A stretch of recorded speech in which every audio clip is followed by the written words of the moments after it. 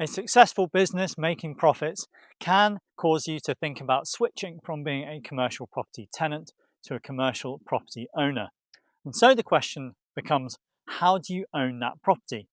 A lot of people think about efficient tax wrappers, and one of those is a SIPP, but it has its drawbacks. I'm going to cover one of them for you right now.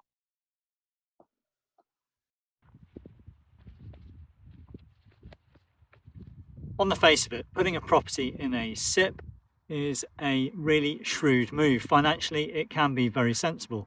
But a lot of people fail to understand that once a property is in a SIPP, they lose a lot of freedoms that they would normally expect to come with property ownership. And that's all because a SIPP is a regulated pension product. And one thing that a SIPP administrator will do straight away is take legal ownership of your commercial property and put it into what's called a master SIPP. Yeah, you heard that correctly. Your commercial property, the legal ownership of it will actually be taken over by your SIPP administrator. Now, initially, you might think, yeah, okay, I can cope with that. It's a really financially tax efficient way of holding a property. And it is, it absolutely is. But it does mean that you're going to give up quite a few freedoms. You see, if you want to do any works to your property, develop it, extend it, even sell it, you're going to need to get permission from your SIPP administrator.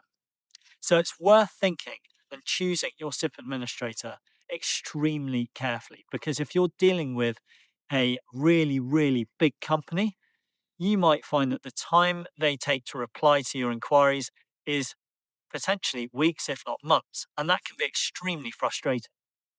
But a couple of real world examples of this would include a situation where a colleague of mine was asked to provide a surveyor's opinion on whether building cost quotes were in line with market and reasonable for the works required.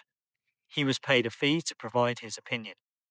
And I was approached recently and asked to provide opinion on whether the price at which a commercial property was being sold from a SIPP was in line with market. And again, I was paid to provide my professional opinion. Now, those fees actually begin to mount up.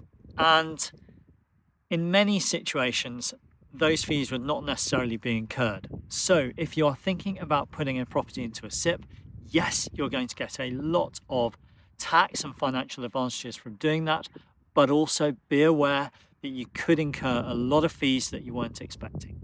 If you want any tips on commercial property though, please do give me a follow. Thanks for watching. Bye-bye.